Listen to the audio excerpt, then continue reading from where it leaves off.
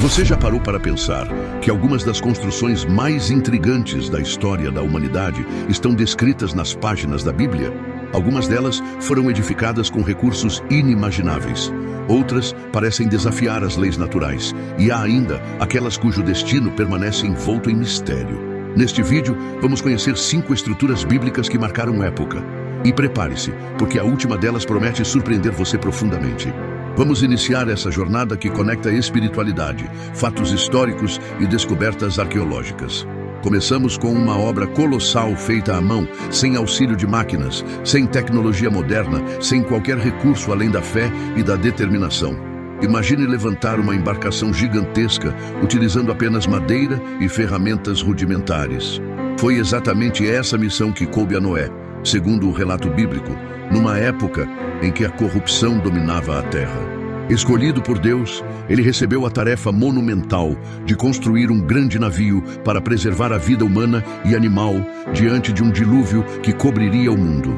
Visualize a cena. Noé cortando árvores, moldando vigas e criando compartimentos meticulosamente, enquanto o restante da população zombava dele.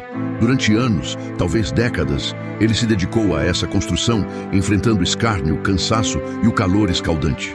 A arca, segundo a descrição bíblica, possuía cerca de 135 metros de comprimento, 22 metros de largura e 13 metros de altura. Um verdadeiro gigante de madeira comparável a navios cargueiros atuais. Feita com madeira de gofer e impermeabilizada com betume, sua estrutura intrigou gerações inteiras. Como Noé teria conseguido esse feito com os recursos da época? E mais, teria o dilúvio realmente acontecido? Estudos científicos já identificaram sinais de grandes inundações antigas na região da Mesopotâmia. E há quem defenda que eventos naturais devastadores possam ter dado origem à lenda do dilúvio universal. Além disso, em 1959, uma imagem aérea do Monte Ararat, na Turquia, revelou uma estrutura com formato semelhante ao casco de um navio. Desde então, exploradores e arqueólogos têm se aventurado por lá em busca de respostas. Fragmentos de madeira fossilizada e formações geológicas curiosas foram encontrados, mas o mistério ainda permanece. A ciência questiona, a fé continua. Agora imagine uma cidade envolta por muralhas enormes, aparentemente intransponíveis, sendo vencida não por armas ou exércitos, mas pelo som de instrumentos musicais e o clamor de um povo. Estamos falando de Jericó, uma das cidades mais antigas já registradas e palco de uma das histórias mais impactantes da Bíblia. Segundo o relato bíblico, após atravessar o deserto por 40 anos, o povo de Israel se deparou com Jericó como o primeiro grande obstáculo em sua jornada.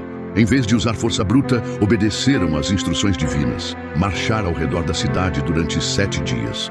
No último dia, após a 7ª volta, soaram as trombetas e gritaram, e as muralhas ruíram. Parece improvável, certo? E ainda assim, a arqueologia moderna nos traz algumas surpresas. Nos anos 1950, a arqueóloga britânica Kathleen Kenyon realizou escavações em Jericó e encontrou vestígios de uma cidade com defesas poderosas, destruídas de forma repentina. Curiosamente, os muros pareciam ter colapsado de dentro para fora, algo incomum em confrontos armados.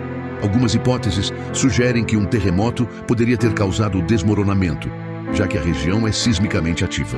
Essa teoria explicaria o fenômeno de forma natural, mas ainda assim não anula o peso espiritual do acontecimento, que segue inspirando gerações. Milagre ou evento geológico. Fato é que Jericó permanece como um símbolo da força da fé diante dos maiores desafios. Muitos especialistas apontam que a região onde Jericó foi construída está localizada sobre uma falha geológica ativa, ou seja, terremotos eram relativamente comuns por ali. A teoria científica sugere que um tremor particularmente forte pode ter ocorrido justamente no momento da marcha israelita, provocando o colapso das muralhas. Mas há algo que continua desconcertante. Como o povo liderado por Josué teria acertado com tanta precisão o exato instante do abalo sísmico? E mais, como é possível que esse fenômeno natural tenha coincidido com os sons das trombetas e os gritos do povo? A sincronia dos eventos levanta questões que desafiam tanto a ciência quanto o acaso. Milagre, coincidência ou algo ainda não explicado? Seguimos agora para uma das construções mais emblemáticas e sagradas já mencionadas nas Escrituras, o Templo de Salomão. Imagine um santuário de beleza incomparável, cujas paredes refletiam o brilho dourado do sol, cobertas por ouro puro. Esse templo não era apenas um lugar de adoração, era o símbolo da aliança entre Deus e o povo de Israel. Salomão, filho do rei Davi, foi encarregado de erguer essa morada divina no Monte Moriá, um local já repleto de significado espiritual, pois ali Abraão quase sacrificou seu filho Isaque. A construção do templo foi meticulosa e repleta de simbolismos. As pedras eram moldadas previamente para que no canteiro de obras nenhum som de ferramenta fosse ouvido, em sinal de reverência. Cedros do Líbano foram transportados para adornar seu interior, e o templo foi minuciosamente decorado com esculturas de querubins, flores e palmeiras. O lugar mais sagrado, o Santo dos Santos, abrigava a Arca da Aliança, o coração espiritual do templo. Após 7 anos de obra, o momento mais aguardado chegou, a cerimônia de consagração. Durante a oração de Salomão, uma nuvem densa e gloriosa encheu o templo, e um fogo celestial desceu, consumindo os sacrifícios no altar. A cena foi tão impactante que o povo se prostrou, tomado de temor e reverência. Era a confirmação divina de que aquele templo seria o lar da presença de Deus entre os homens. Mas se você acha que já viu tudo, espere até descobrir a próxima estrutura. Imagine uma civilização unida por uma só linguagem, sem diferenças culturais, nem barreiras de comunicação. Essa unidade, ao invés de promover sabedoria, alimentou um desejo perigoso, o de alcançar os céus com suas próprias mãos. Assim nasce a história da Torre de Babel, um projeto ambicioso que rapidamente saiu do controle. Após o grande dilúvio, os descendentes de Noé migraram e se fixaram numa planície conhecida como Sinar, região que hoje corresponde à antiga Mesopotâmia. Lá, decidiram construir uma torre que fosse tão alta que tocasse o céu. Usando técnicas inovadoras para a época, como tijolos cozidos e betume, iniciaram a construção.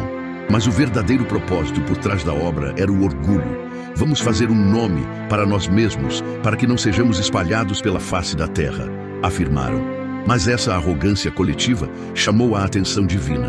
Deus, vendo que nada os impediria de seguir com esse plano, decidiu intervir de forma inesperada, confundiu suas línguas. Em um instante, a comunicação se rompeu. Imagine o caos. Pedidos sendo mal interpretados, ordens ignoradas, obrigações trocadas. O canteiro de obras virou uma confusão generalizada e a construção foi, inevitavelmente, abandonada.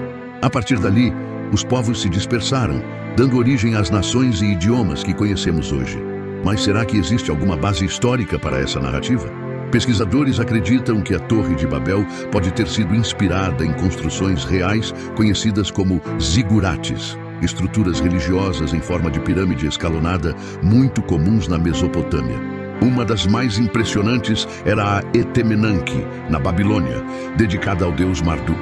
Curiosamente, registros antigos a descrevem como a morada que liga o céu e a terra, uma descrição que ecoa a ambição da Torre Bíblica, mesmo que os eventos sobrenaturais da narrativa sejam vistos com ceticismo por parte da ciência. A mensagem permanece poderosa. A tentativa humana de alcançar a grandeza sem humildade pode levar à confusão e à queda. Registros históricos mostram que a antiga zigurate, conhecida como Etemenanque, passou por diversos ciclos de destruição e reconstrução ao longo dos séculos, até ser finalmente abandonada. Essa trajetória levanta uma questão instigante. Seria ela a inspiração para a lendária Torre de Babel? Não há um consenso definitivo, mas as semelhanças entre os relatos bíblicos e as construções mesopotâmicas são surpreendentes demais para serem ignoradas. E agora pare um instante e pense, o que você está edificando em sua vida? Está construindo algo que glorifica o Criador ou apenas busca reconhecimento pessoal? Se o seu desejo é alicerçar sua vida na vontade de Deus, escreva nos comentários: Senhor, eu quero edificar minha vida em Ti. Avançando em nossa jornada, chegamos a uma das passagens mais comoventes da Bíblia, a reconstrução do templo em Jerusalém após o exílio na Babilônia. Imagine ver seu povo sendo arrancado da terra natal, seu templo sagrado em ruínas e a fé ameaçada pelo sofrimento e pela distância. Seria o fim da esperança? Para os judeus, não. Ao retornarem do cativeiro, mesmo diante da escassez e da dor, trouxeram consigo a determinação de reerguer aquilo que havia sido perdido. O chamado Segundo Templo não era apenas uma edificação religiosa. Ele simbolizava o recomeço, a renovação espiritual e a reafirmação da identidade nacional. Ainda assim, o contraste com o majestoso Templo de Salomão era inevitável. Faltavam-lhe o esplendor, a grandiosidade e, sobretudo, a Arca da Aliança. Os mais velhos, que ainda guardavam na memória a glória do primeiro templo, não conseguiram conter as lágrimas.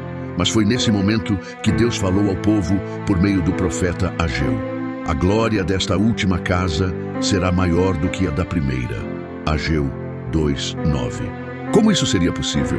Como um templo mais simples poderia superar aquele construído pelo rei mais sábio de Israel? Décadas depois, o rei Herodes empreendeu uma reforma sem precedentes. Com ambições políticas e religiosas, ampliou o templo em escala monumental. Duplicou a área da esplanada, ergueu colunatas grandiosas e adornou a construção com mármore branco e ouro reluzente. O brilho do templo sob a luz do sol era tão intenso que cegava os olhos de quem se aproximava. Com isso, o Segundo Templo se tornou uma das maiores obras arquitetônicas do mundo antigo. Este templo renovado se tornaria o coração pulsante da fé judaica e também palco de momentos decisivos na vida de Jesus. Foi lá que ele ensinou, confrontou os comerciantes e anunciou profeticamente a destruição do templo, que viria a se cumprir anos depois. No ano 70 d.C., durante a revolta contra o domínio romano, Jerusalém foi sitiada. O templo foi incendiado e as chamas fizeram o ouro escorrer pelas frestas entre as pedras. Para recuperar o metal, os soldados romanos desmontaram a estrutura pedra por pedra. Da grandiosa construção, restou apenas uma parte do muro de contenção, o Muro das Lamentações. Até hoje ele permanece de pé, como símbolo de fé, memória e saudade. O templo era mais do que pedra e ouro. Era o lugar onde o povo se conectava com Deus, oferecia sacrifícios e buscava perdão. Mas com a vinda de Cristo, algo mudou profundamente. Ele declarou: destruam este templo e em 3 dias eu o reconstruirei. João 2:19, apontando para si mesmo como um novo templo, o lugar vivo onde Deus habita.